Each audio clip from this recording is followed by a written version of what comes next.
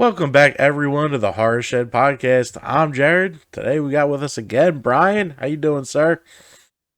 I'm doing good. Happy Black Friday. Happy Black Friday, as I call it, Husband Day. Maybe next year I'll do that because let me tell you, I cleaned today. Yeah, Yeah, I I got didn't. the I didn't take it completely off. I did take care of the dishwasher, and I did okay. take care of the laundry. I just have to put it away. So I didn't take it There you fully go. off, but Okay, dude, I must have okay. drank an entire pot of coffee and just played Call of Duty. I did nothing for the websites. I did nothing for either podcast. I just took the Well, day there you for go. You me. deserved it. Hmm. You had a busy Halloween season, so you deserve one day to yourself. How was your Thanksgiving? Your turkey looked really good. Oh man, the homemade rub I came up with, I really hope I can recreate because I'll need to make like a bottle of it. That could be a side project for you.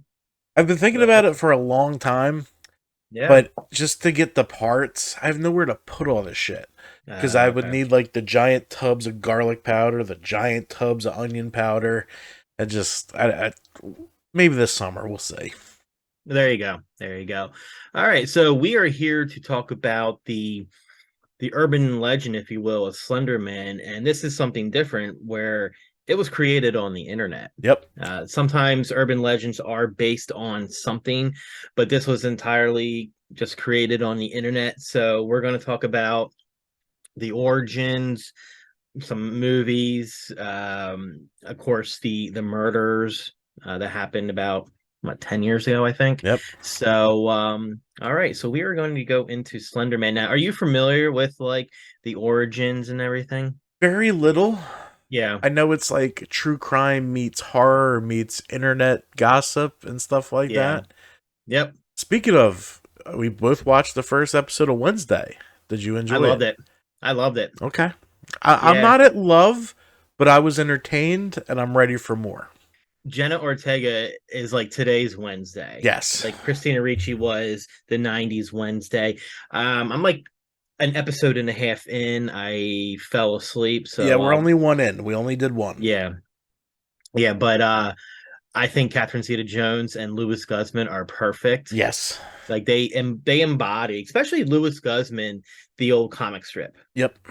Yeah, done. I wasn't too fond of Pugsley though. Not yet, but we'll see. Yeah. Lurch was cool and Thing, of Yes. course. So Thing was great. So I'll probably get another couple episodes in tonight. Yeah, I'll probably watch a little bit tonight. And then we checked out Tulsa King, which is not related to this. Great, great, isn't it? It's funny. I really like it. Yeah. I like the whole fact that he goes to the weed dispensary and thinks like I'm your protection. And he's like, from what? That's what they do too, though. I mean, that's for real. Well, yeah, yeah, and the second episode was great, and it's produced by Ty Sheridan, who is of the Yellowstone franchise. Oh, okay. So Because I yeah, know it's he's also Terrence Winter, who was Sopranos yes, and Boardwalk Empire. yeah, yeah. I like the how many episodes are you in? The Just first the two? two, just the first two, yeah. Okay, the whole fact that the woman that he met at the bar is the ATF agent, that was a nice little twist to it. I love how she's in the conference room. She goes, "Fuck me." Yeah.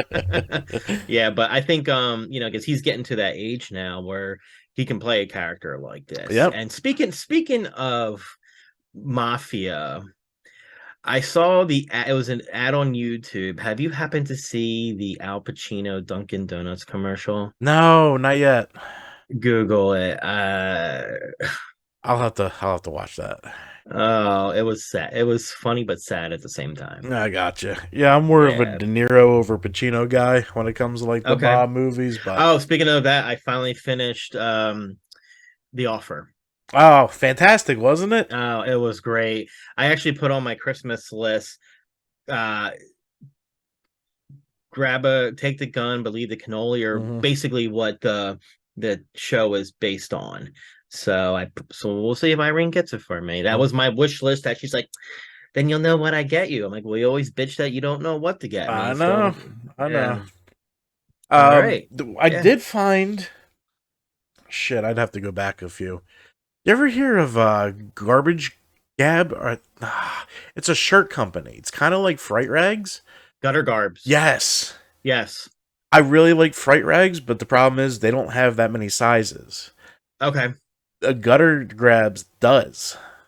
Yeah, they go up to 4X, I think, maybe 5X. 5X. It's Okay. like, wow, I Yeah. feel less fat now. Okay. I've been a customer of theirs probably for about 3 years now, Okay. and they are responsive. Like I've tagged them in a couple posts and they'll respond. And they I think they're having like a Black Friday They sale are. this weekend. Because I Okay. sent her the Freddy's Dead t shirt. It was really cool.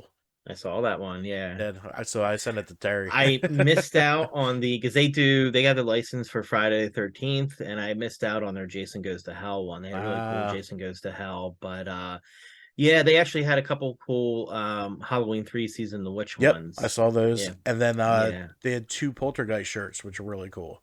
One Oh and yeah, two. I got the I got Reverend Kane shirt. Okay, cool. Yeah, yeah. Is And that the one you were wearing the other show? I believe Okay, so. Yeah. cool, cool, Yeah. cool. I like it about them. Their shirts are soft because you know how like when you order, you know how like say if you go to a convention and you get a shirt and they're really stiff. Yeah. I don't like shirts like that. Yeah. Like the Halloween Haunt 365, that's soft. I like it. It's like flexible. That's how Gutter Garbs is. I always go one size bigger though. Like I get a 2X. I like it to be a little bit roomy, but it's not like a nightgown on me. Yeah, I have to Yeah. do 4X because I'm really a 3X, but Okay. I'm 5'11", and the reason I'm 5'11" is my fucking back. I have a Okay. long ass back. My legs aren't long.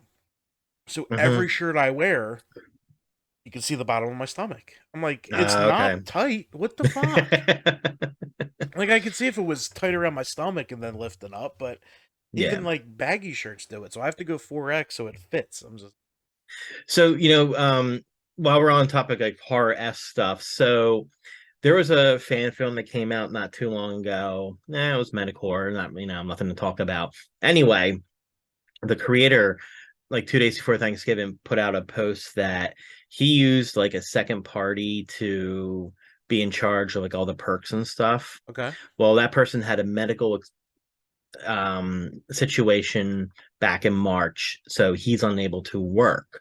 So the director of this film put out this post that said, explain how he had a medical situation, he's unable to fulfill it, therefore I don't have information to fulfill your perks. So basically what he's saying is everyone that gave me money to make this film are shit out of luck in Uh, perks.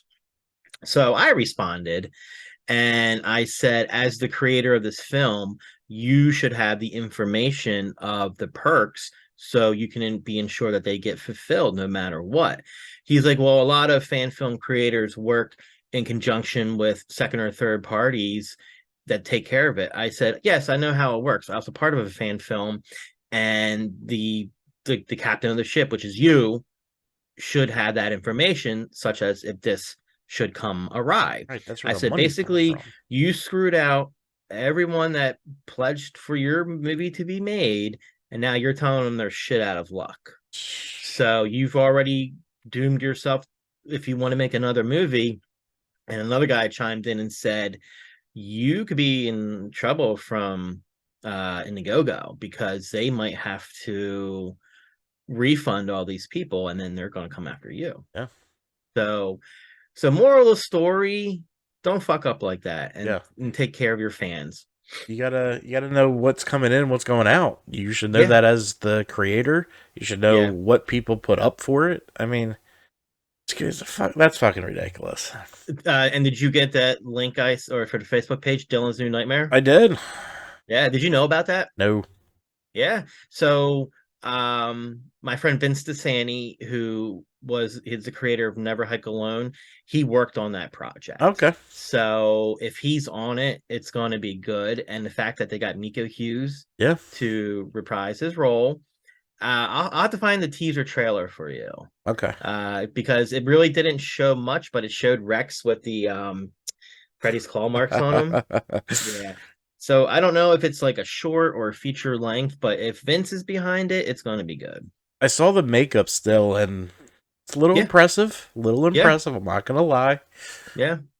And it's been a while since we've had a Freddy fan film. I know there was a couple that was like, I think he was pre-Freddy or Ah, pre-Nightmare Freddy. I'll have to find that one because the guy that played Freddy, everyone raved at how great he was. So, very cool.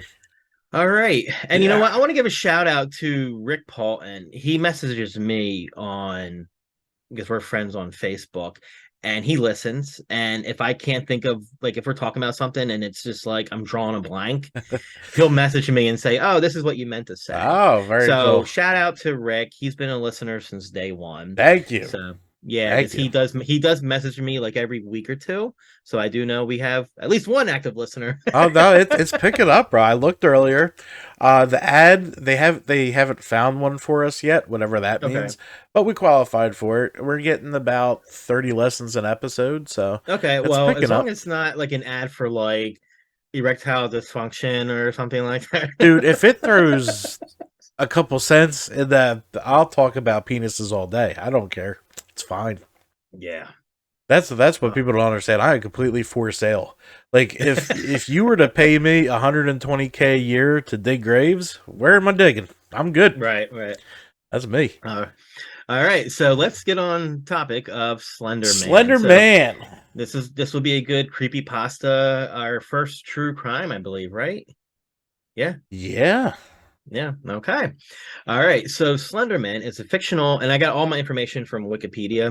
Do you want to play the video So first before we get into this? sure, let's play the video. All right. It gives people the little thing, and here we go. Stolen right off of YouTube. Thank you. News exclusive. You're going to meet a young woman with an extraordinary story of survival. She was the victim of a crime that shocked parents everywhere. Stabbed 19 times, allegedly by two of her friends, who said they were trying to impress a fictional internet character called Slenderman.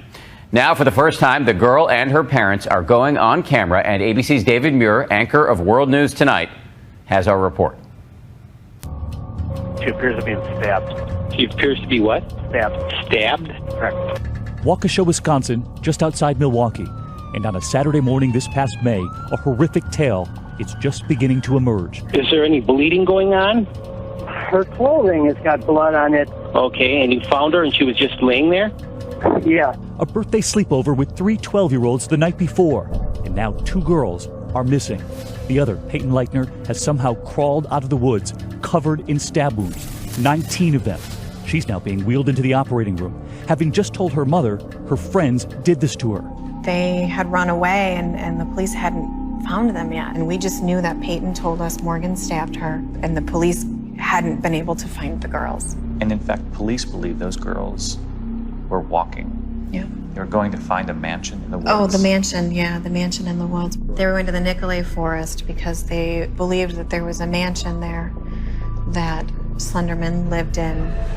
Incredibly, police say those girls were now headed to find a mansion where they believed a fictitious internet character truly lived. A character named Slenderman, who police say they were hoping to impress. Outside that hospital, in that town, a major search by ground. These are the woods where the stabbing Police are still on the scene a here. frantic search for the two missing, Morgan Geyser and Anissa Wire. Two 12-year-old girls stabbing their friend nearly to death is unimaginable anytime, but especially for a safe community like the city of Waukesha. While back at the hospital, the surgeon, John Kellerman, is about to discover just how much damage has been done. The knife came directly down at this point where this large branch was coming off of this major artery and cut through the tissue overlying it so that the vessels were totally exposed by this injury. The knife cut through the tissue, but not the artery itself. Exactly. The knife stopped at the wall of the artery. And had it not? Had it not, she would have had a major heart attack from the amount of bleeding and probably died within a minute or two. That close to death, nearly 5 hours after Peyton crawled out of those woods, the two other girls are found. They were right here along Interstate 94, heading out of Waukesha. A knife with a 5-inch blade found in one of the girls' bags. Police Chief Russell Jack takes us back to the spot. Both suspects had blood on their clothes. The knife from the stabbing was located in the backpack that was in the possession of the two suspects. Police say they were carrying clothes, granola bars, water bottles, One of the girls carrying a picture of her mother and father and siblings. She wanted to remember what they looked like after leaving her town for that imaginary mansion in the woods. Neither girl puts up a fight. Taken into custody, they would soon be questioned. Two parents were about to ask their daughter what happened too. At first, Peyton couldn't talk, writing to communicate. Do you remember the first message she wrote? I want to go home. I want to go home. When can I go home? And has Peyton talked at all about the horror of that moment? She told me she was scared. But the first time I asked her what she remembered about what happened, she said, all I remember is the pain. How well did you know these two other girls? It was Peyton's best friend. There was no question in your mind that they were best friends. They were best friends since about fourth grade. Fourth grade is when we met Morgan for the first time. They say Peyton would talk to Morgan every night on the phone. Were there ever any red flags? They would have little arguments, but every 12-year-old girl has little arguments. Across town at the Waukesha Police Department, the two other friends at that sleepover now answering questions of their own. Ellen Gabler is a reporter at the Milwaukee Journal-Sentinel. She has followed this case closely. The thing that was the most surprising and shocking to me was how planned out this whole thing was. A plot, they tell police, that was in the works for months. You can't believe this is actually 12-year-olds, especially 12-year-old girls. They tell police they committed this crime in part out of their devotion to a character they discovered on the internet, Slenderman.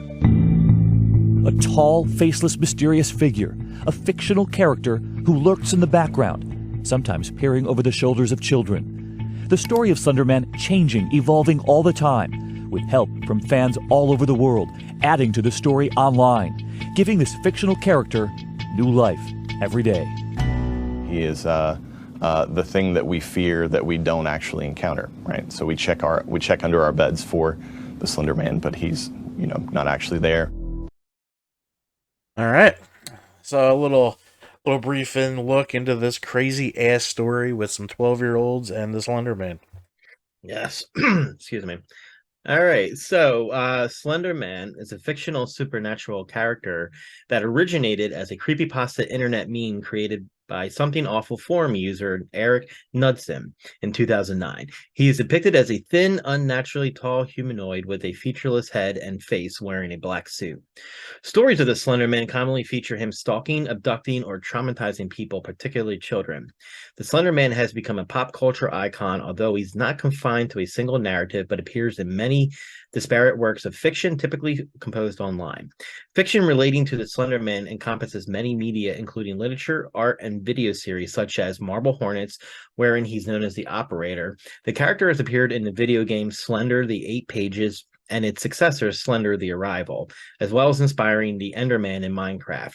He has also appeared in a 2015 film adaptation of Marble Hornets, where he was portrayed by Doug Jones, and eponymous 2018 film where he was portrayed by Javier Botet. Beginning in 2014, a moral panic occurred over the Slender Man after readers of his fiction were connected to several violent acts, particularly a near-fatal stabbing of a 12-year-old girl in Waukesha, Wisconsin. The stabbing inspired the documentary Beware the Slender Man, which was released in 2016.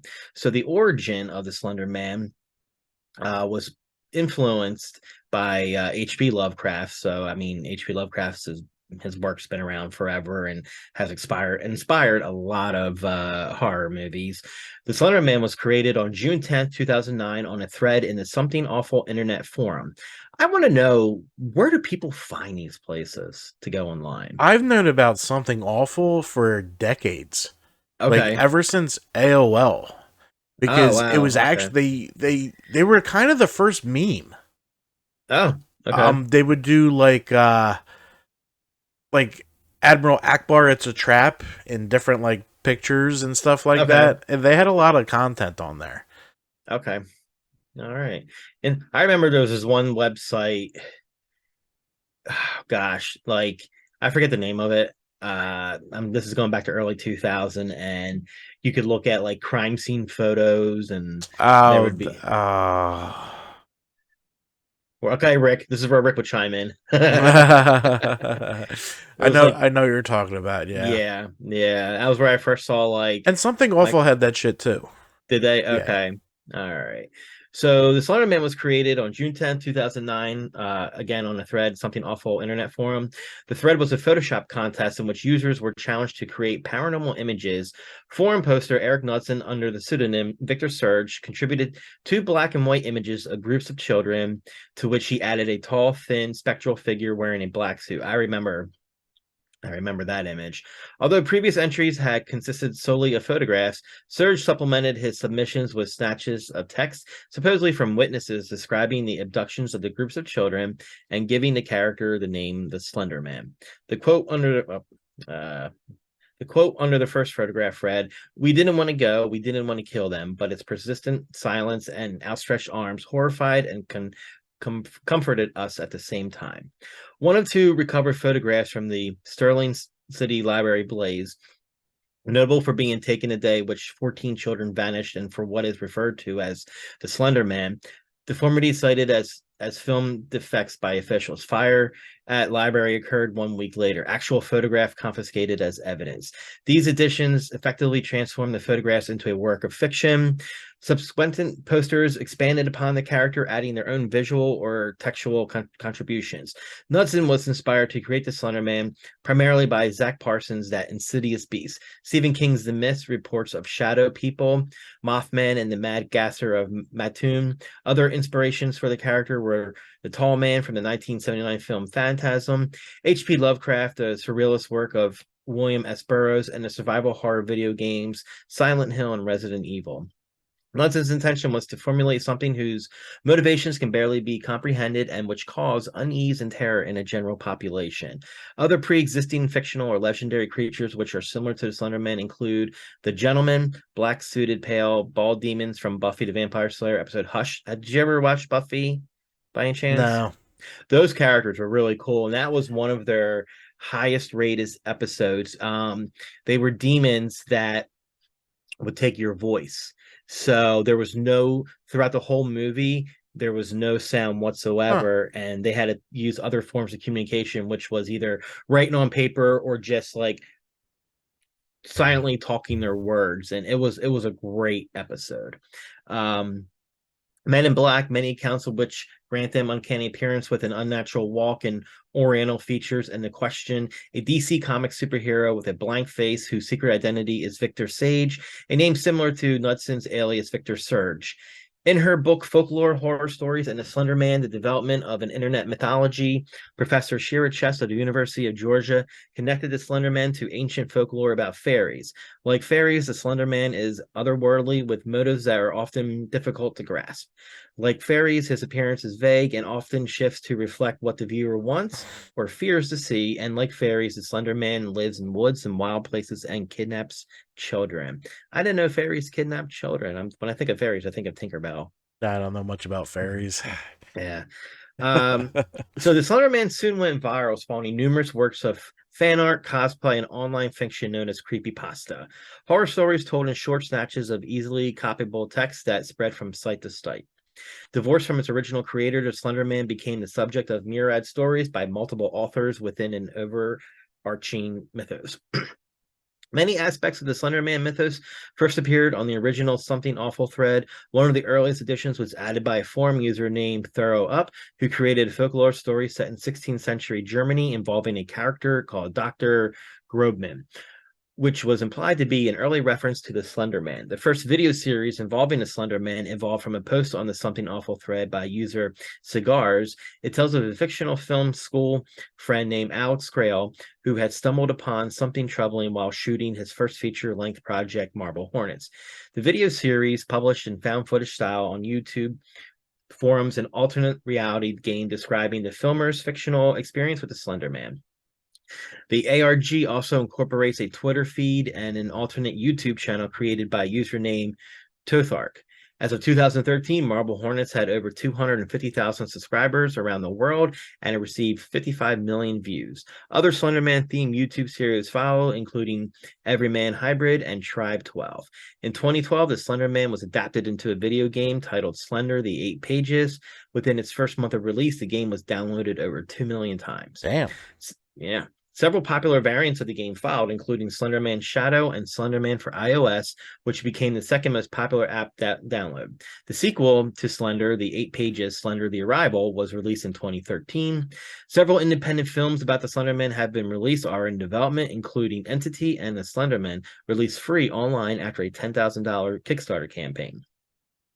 In 2013, it was announced that Marble Hornets would become a feature film. Because the Slender Man's fictional mythology has evolved without an official canon for reference, his appearance, motives, habits, and abilities are not fixed, but change depending on the storyteller. He is most commonly described as very tall and thin with unnaturally long tentacle-like arms or mere tentacles which he can extend to intimidate or capture prey. In most stories, his face is white and featureless, but occasionally his face appears differently to anyone who sees it. He appears to be wearing a dark suit and tie. The Slender Man is often associated with the forest and or abandoned location and has the ability to teleport. Proximity to the Slender Man is often said to trigger a slender sickness, a rapid onset of paranoia, nightmares, and delusions accompanied by nosebleeds. Early stories featured him targeting children or young adults. Some featured young adults driven insane or to act on his behalf, while others did not, and others claimed that investigating Slenderman would draw his attention. The web series Marble Hornets established the idea of proxies, humans who fall under the Slenderman's influence. Though initially they were simply violently insane rather than puppets of the Slenderman, Marble Hornets also introduced the idea that the Slenderman could interfere with video and audio recordings, as well as the Slenderman symbol, which is a circle with an X in the middle, but kind of goes outside of the circle. Yeah, it's like the X-Men. Yeah, pretty much, yeah. Which became a common trope of Slender fiction. Graphic violence and body horror are uncommon in the Slenderman mythos, with many narratives choosing to leave the fate of his victims obscure. Shira Chess notes that it is important to note that the few of the retellings identify exactly what kind of monster the Slenderman might be and what his specific intentions are. These points all remain mysteriously and usually vague. Media scholar and folklorist Andrew Peck attributes the success of the Slender Man to its highly collaborative nature. Because the character and its motives are shrouded in mystery, users can easily adapt existing Slenderman tropes and imagery to create new stories. This ability for users to tap into the ideas of others while also supplying their own helped inspire the collaborative culture that arose surrounding the Slenderman. Instead of privileging the choices of certain creators as canonical, this collaborative culture informally locates ownership of the creature across the community. In these respects, the Slenderman is similar to campfire stories or urban legends, and the character's success comes from enabling both social interaction and personal acts of creative expression. Although nearly all users understand that the Slenderman is not real, they suspend that disbelief in order to become more engrossed when telling or listening to stories. This adds a sense of authenticity to Slenderman legend performances and blurs the lines between legend and reality, keeping the creature as an object of legend dialect. This ambiguity has led to some confusion over the character's origins and purpose. Only 5 months after his creation, George Norrie's Coast to Coast AM, a radio call-in show devoted to the paranormal and conspiracy theories, began receiving callers asking about the Slender Man. 2 years later, an article in the Minneapolis Star-Tribune described his origins as difficult to pinpoint. Eric Knudsen has commented that many people, despite understanding that the Slender Man was created on the Something Awful forum, still entertain the possibility that he might be real. And, I've seen like some movies where something's created online and the paranoia brings it to like reality. Well, I mean, it's not just online. Look at the Satanic Panic. Yeah. That's coming back. Like, a certain person believes something, and then look at the Salem witch trials. This has happened all of our life. And then this just an internet that took off. It's crazy. And one could say it's happening right now in our government. Hey, you can. Yep. I mean, everything repeats itself. It really, really does. And this is the same thing with the Salem witch trial. One dude yelled witch. We killed 14 people on a cross because of religion. Then it happened with the Satanic Panic of the 80s. And what's happening now? I'm seeing so much hate towards like Catholicism and, oh, it's Satan again. Satan's back. What the fuck are you talking about? So, I mean, I think some people just believe shit too much and it gets to their head and Now with social media, and speaking of Satanic Panic, I'm a part of a couple of Amityville groups on Facebook, and they had people are getting into arguments. Like the admin had to say, if you believe that this was a hoax, then I'm immediately going to kick you out. And I'm like, well, this is what these groups are for, to form opinions and have conversations.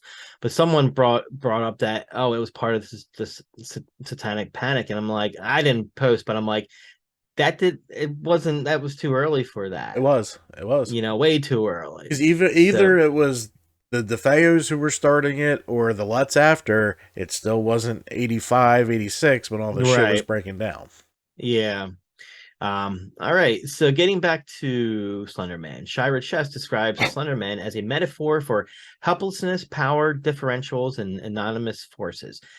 Peck sees parallel between a Slenderman and common anxieties about the digital age, such as feelings of constant connectedness and unknown third-party observations. Similarly, Ty Van Horn, a writer for The Elm, has suggested that the Slender Man represents modern fear of the unknown in an age flooded with information. People have become so unaccustomed to ignorance that they are now fear what they cannot understand. Troy Wagner, the creator of Marble Hornets, ascribes the terror of the Slender Man to its malleability. People can shape it into whatever frightens them most. Tina Marie Boyer noted, that the Slender Man is a prohibitive monster, but the cultural boundaries he guards are not clear. Victims do not know when they have violated or crossed them. And all right, now we're going to get into the stabbing. On May 31st, 2014, two 12-year-old girls in Waukesha, Wisconsin, held down and stabbed a 12-year-old classmate 19 times. When questioned later by authorities, they reportedly claimed that they wished to commit a murder as a first step to becoming proxies for the Slender Man, having read about it online. They also stated that they were afraid that the Slender Man would kill their families if they did not commit the murder. After the perpetrators left the scene, the victim crawled out of the woods to a roadway. A passing cyclist alerted authorities, and the victim survived the attack. That's a miracle in itself, being stabbed 19 times. Being stabbed 19 times, crawling out, being in a place in barren-ass Milwaukee where someone finds you. There's a really good chance she could have crawled for 10 years and not reached a road. You know what I mean? Those are crazy. It's remarkable she was found. Yep. Both attackers have been diagnosed with mental illness, but have also been charged as adults and are each facing up to 65 years in prison. One of the girls reportedly said Slenderman watches her, can read minds, and could teleport. Experts testified in court that she also said she conversed with Lord Voldemort and one of the Teenage Mutant Ninja Turtles. And I can see Lord Voldemort. Right there. Why is she on the fucking internet? Yeah. I have two children. One, I let watch whatever he wants because I know he's grounded in reality. Mm-hmm. The other one, I don't think he's ready. This chick is not ready for the internet. This chick does not need a phone. This chick does not need to watch anything over a Disney movie. That's the problem with the majority of parenting today. Mm-hmm. They let digital devices babysit their kids because they aren't, one, probably, aren't concerned, or two, they just cave in. When I go out to dinner or something, I want to enjoy I want to enjoy my meal. You converse with who you're out with, and I see families with young kids, they have their tablets, and I'm like, no, this is family time, set some guidelines. There's no reason a 4-year-old should be having a better iPhone than half the people out there. I know. I don't get it. And it's a shame because, you and I, we grew up in a different age. We got home from school. We were out until the streetlights came on. Yep. And then came home and maybe did or did not do our homework. And the Usually kids not. today... The kids today don't know what that is. God forbid if we ever got hit with an EMP, this generation would not know how to survive without a phone. How am I going to get over here? We'll get the map. What the fuck's a map? What's a road atlas? What's a compass? I know. I need Google. Crazy. I need Google Maps. So I'm glad we grew up we were the last generation to grow up in that atmosphere. Yep. All right, so I can see Lord Voldemort maybe poison her mind, but not Raphael. Come on. I mean, what was she forced to eat pizza in the sewer? Like, I don't understand. Or maybe the Mecha Turtle, maybe. Wasn't like the Mecha Turtle bad or something? Yes, I think it was. On August 1st, 2014, she was found incompetent to stand trial and her prosecution was suspended until her condition improved. On November 12th, 2014, a doctor judged that her condition had improved enough for her to stand trial, and on December 19th, 2014, the judge ruled that both girls were competent to stand trial. In August 2015, the presiding judge ruled that the girls would be tried as adults. They were tried separately.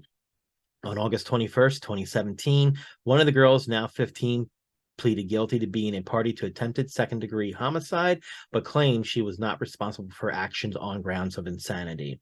Although prosecutors alleged that she knew what she was doing was wrong, the jury determined that she was mentally ill during the attack. She will spend at least 3 years in a mental hospital. Now, they're calling it second degree. Wouldn't it be first degree because it was premeditated? You would think, yeah. Or they took it easy because she's a kid. Probably took it easy, or it said if you pleaded guilty, we'll give you this. Yeah. On December 21st, Waukesha County Circuit Judge Michael Boren sentenced Weir, then 16 years old, to be hospitalized for 25 years from the date of the crime, which would keep her institutionalized until the age of 37.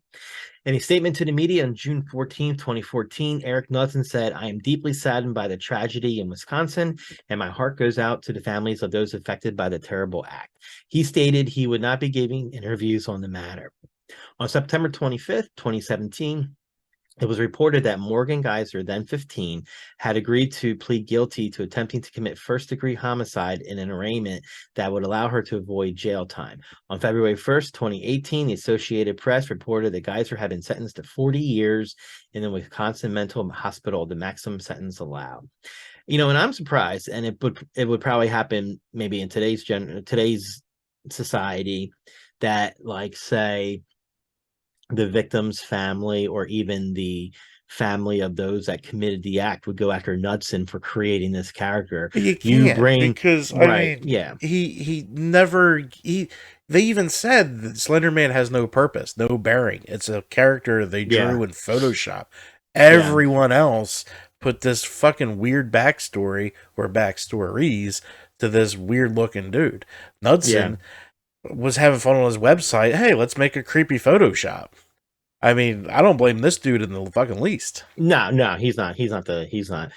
It's like, you know, I hate how people blame the gun makers for someone shooting someone and killing someone. Yeah, like are you on Twitter?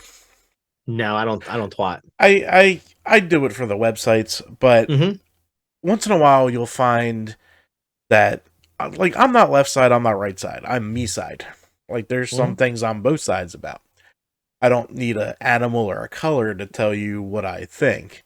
But, like, everyone is like, ban the AR-15. That's not going to stop. It's not going to stop anything. Like, I'm all for controlling this shit so it doesn't happen in schools.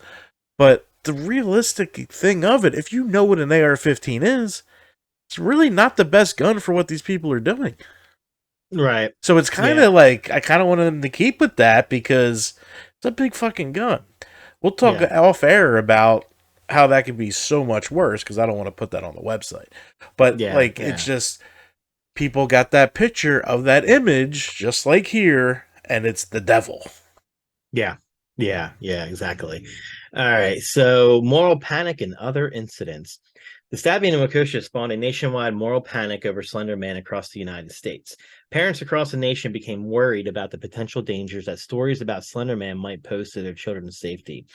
Russell Jack, the police chief of Waukesha, warned that the Slenderman stabbing should be a wake-up call for all parents that the internet is full of dark and wicked things, a warning which numerous media outlets publicized.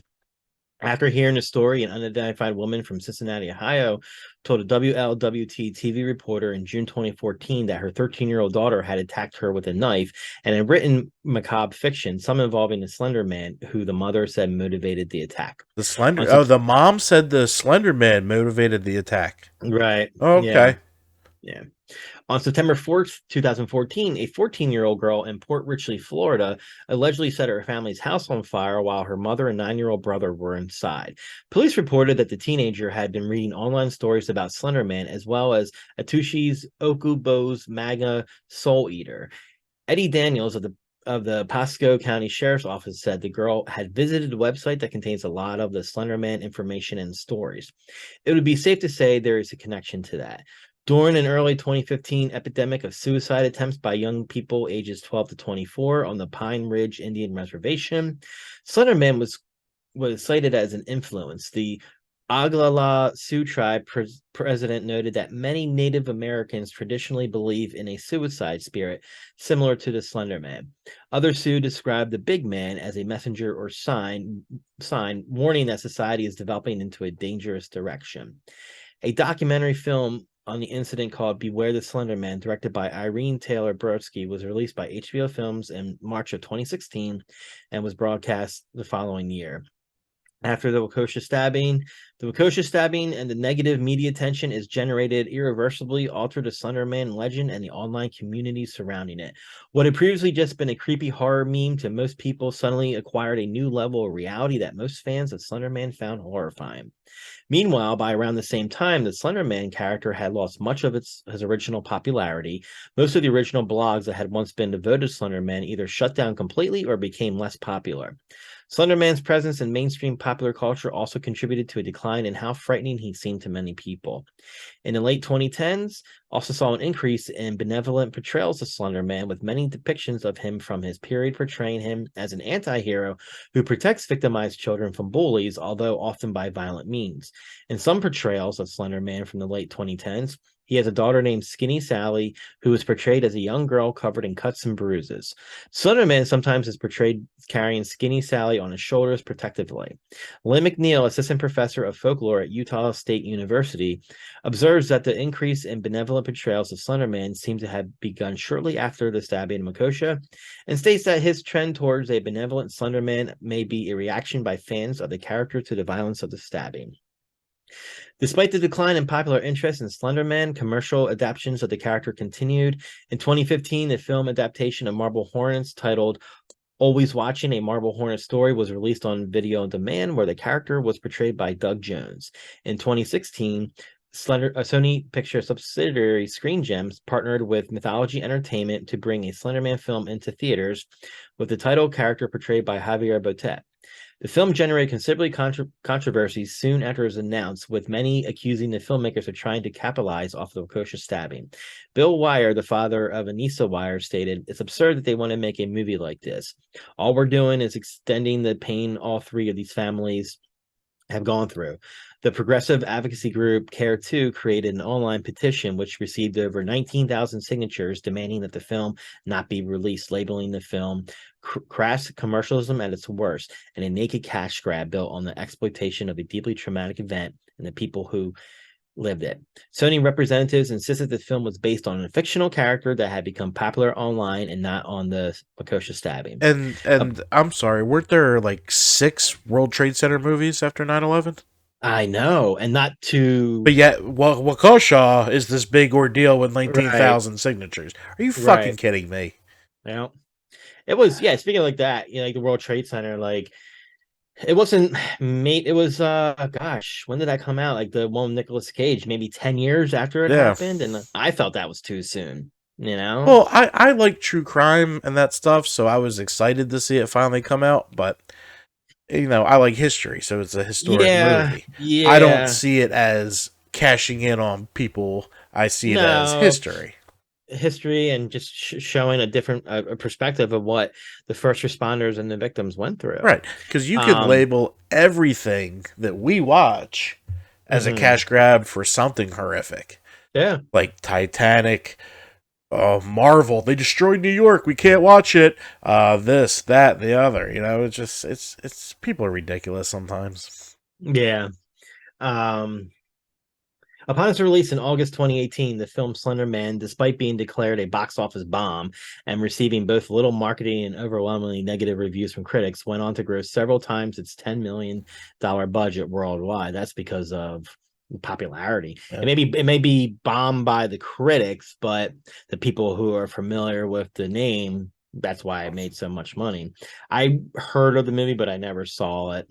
Your favorite series has been bombed by critics and created billions of dollars. Billions of dollars. My favorite yeah. series has been destroyed by critics and created an entire production company. So, Yeah. I mean, You got that right. fuck the critics. And, yeah, I don't go by whatever critics say. Me neither. Yep.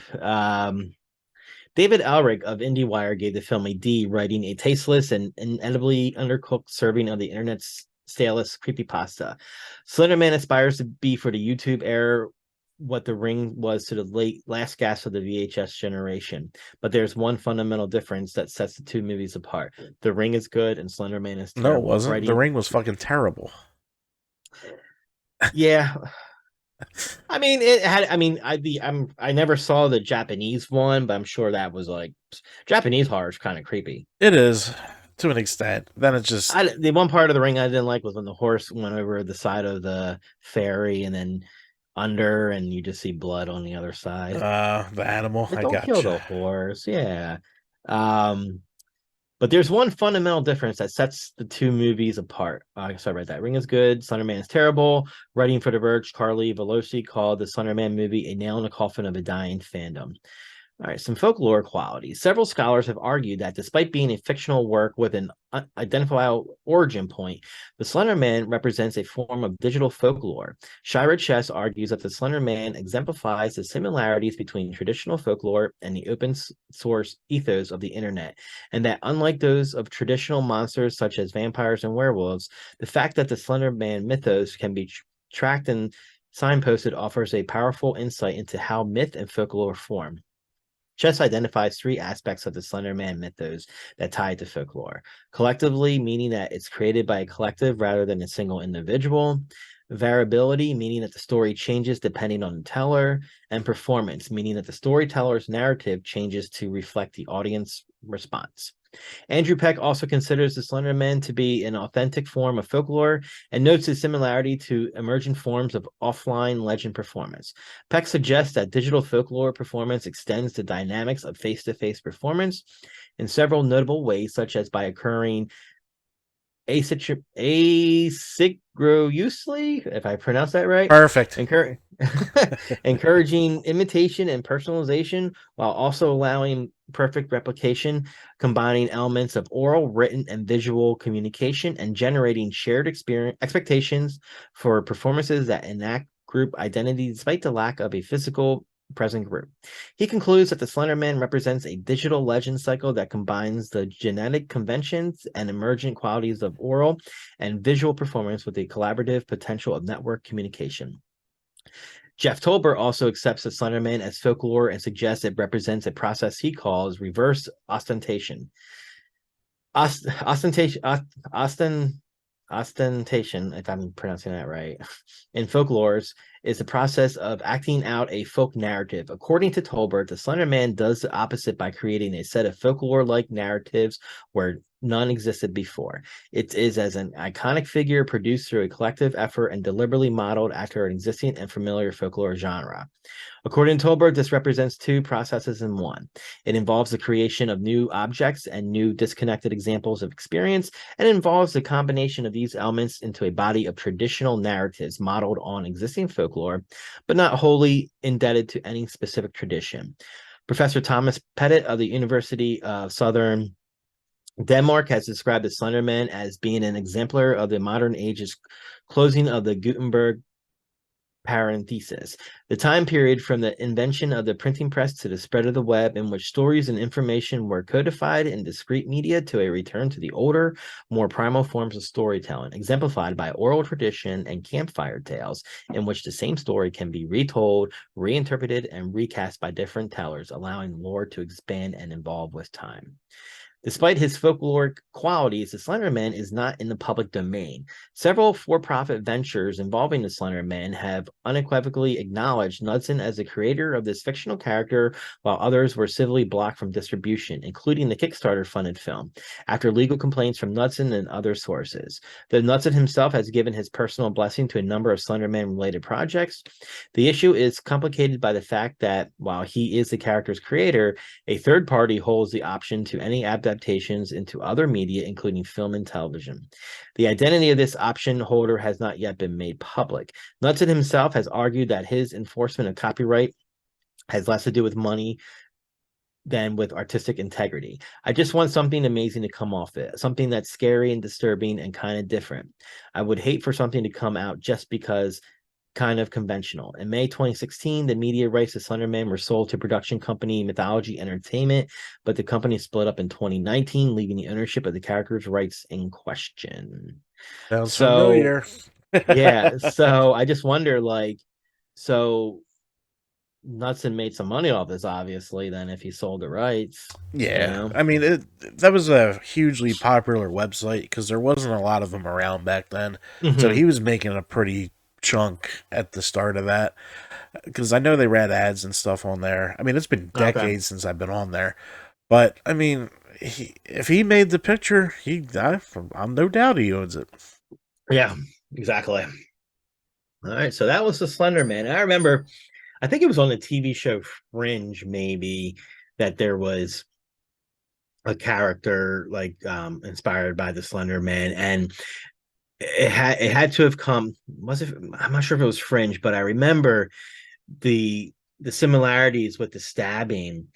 It was like two girls, and I forget, like they were like somewhere like in the woods, but like in a building, and they saw this image of something that looked like the Slender Man, and when the girl looked at it, she just snapped and took like a knife and started stabbing her friend. So yeah, I have seen the I think it's on HBO Max, the Slenderman documentary, but I have yet to watch it. But I think that would be good to watch. But yeah, I mean, these girls definitely have. I mean, at least for the one girl, there's definitely underlying issues, and then she was able to talk her friend into helping. So you think, they're not going. The one girl is not going to be released until her late 50s. Pretty sure one girl's out. Oh, really? Yes. Oh, shit. Okay. Don't quote me on that, but while we were looking that up, I want to believe I read that the one with the second is out. Okay.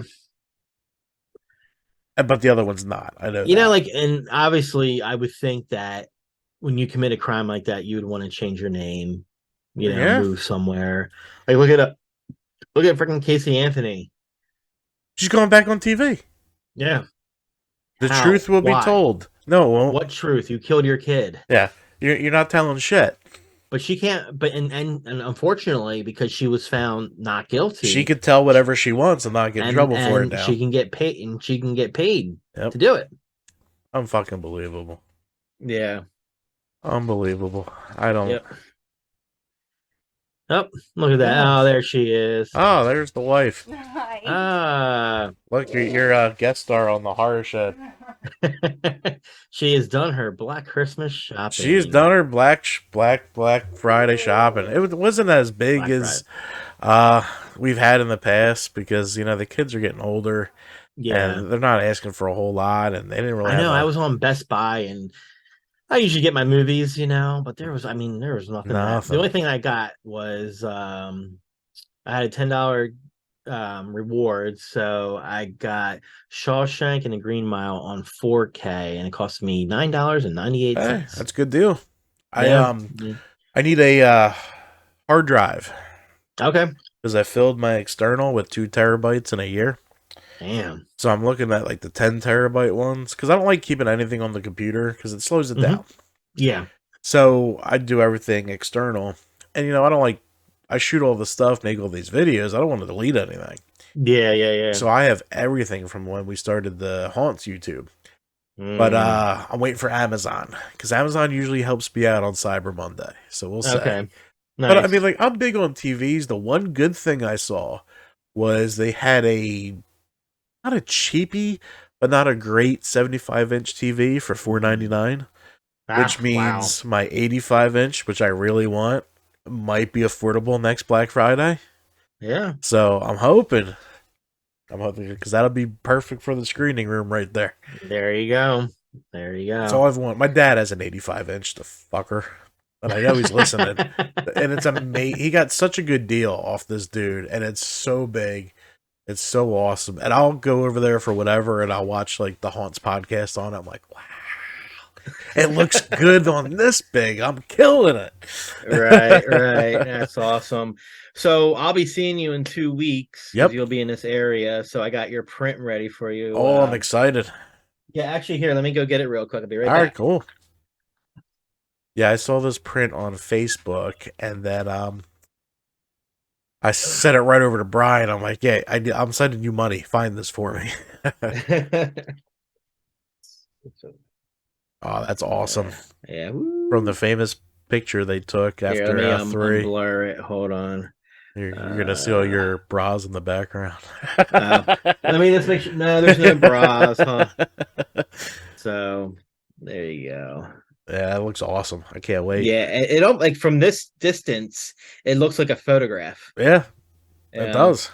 Yeah, it was made by Byron Winton. Byron Winton, that was the name.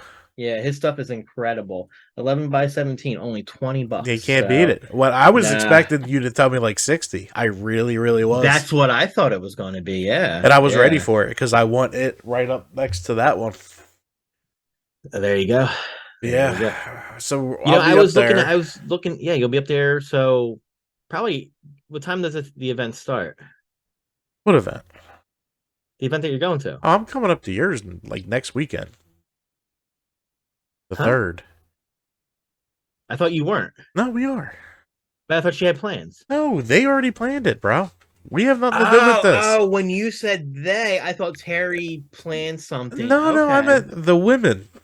Oh, okay. So we're actually going to have a small entourage. Just my friend, my old friend, Jim and Gracie, who I've known since I was 16. Jim was my first, like my second job at Sam Goody. He was my manager. So they're going to come up too. Okay, I got it totally confused. Yeah, she did everything. I'm like, listen, I don't see. Irene didn't even tell me that. So I'm pretty sure they scheduled it because I asked her. I'm like, what are we doing the 3rd? And she's like, we're going up there. I'm like, oh, okay. Okay. More the merrier. Yeah. It's right by. I mean, we can plan to maybe go to like the Matchstick Inn. It's right adjacent to it. It's a really nice. It's like a cigar bar. Oh, before I do what I want to do for this trip, are your friends religious? No. Okay, good. Because I'm wearing my cross to this Christmas thing. Nice. No. All right, good. I don't want to offend friends, but strangers, I don't give a shit. No. Gracie's into witchcraft and stuff. Oh, perfect. So, she'll love it. Yeah. Like the more on the Wiccan side. I don't know, like not like the. Speaking of witchcraft, there's a movie coming out called Gale. It's like a horror take on the Wizard of Oz, and Dorothy's like in a mental institution. Huh. And her granddaughter comes to visit her. And I saw this trailer last night. I don't know if it's going to be like video on demand. It has to be video on demand, but it's creepy. I'll send you the trailer. Yeah, send me the trailer. I gotta check that out. I hate the Wizard of Oz, but I'll watch this. Awesome. Yeah. All right, guys. This has been the Horror Shop Podcast. Brian, thank you so much for all the research. Yes. We're going to figure out what our next episode is going to be. We might have to do horror. We might do more true crime. We'll figure it out. We got a couple ideas brewing. Mm-hmm. But this has been the Horror Shed Podcast. Thanks for hanging out with us. We will see you next week. Halloween Haunts 365 Productions.